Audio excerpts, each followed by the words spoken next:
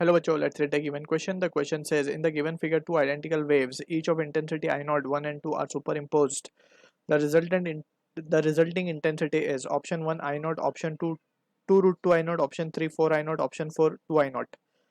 So to understand this question, we need to understand about the concept of superposition of wave. So in superposition of wave, when two waves superimpose, so उनका जो resultant amplitude का expression दिया जाता है.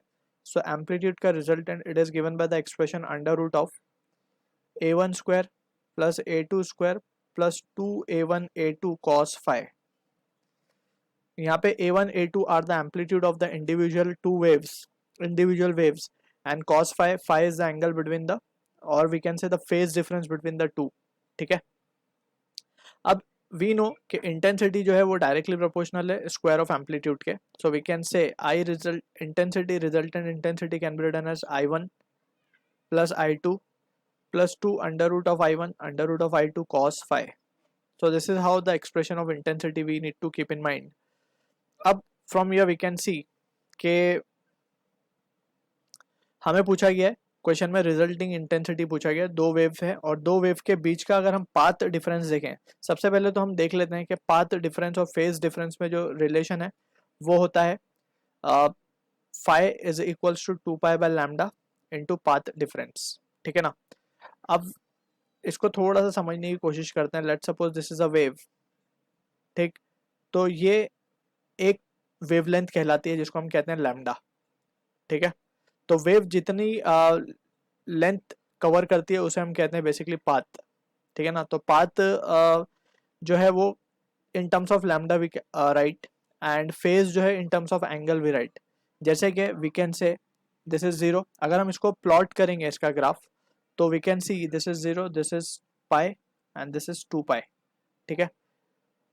In terms of circular motion जो हमने देखा था, क्योंकि वेव्स एक्चुअली क्या है, it is a particle that is performing SHM about the positions. ठीक है.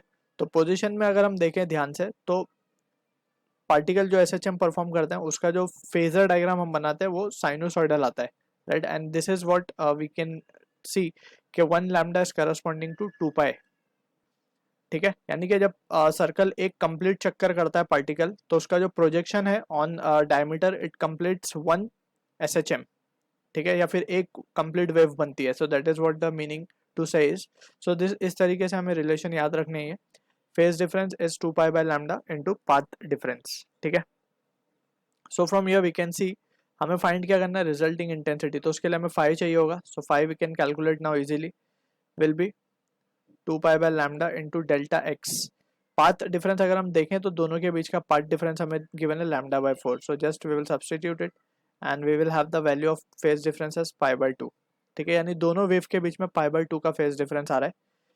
That means we can substitute the value of cos phi as pi cos pi by 2. यानी cos पाई बाय 2 तो zero होता है. तो resulting intensity क्या आ जाएगी हमारे पास, दोनों की आई नॉट बोली गई है, तो I naught plus I naught, and that gives us the answer is 2 I naught, right.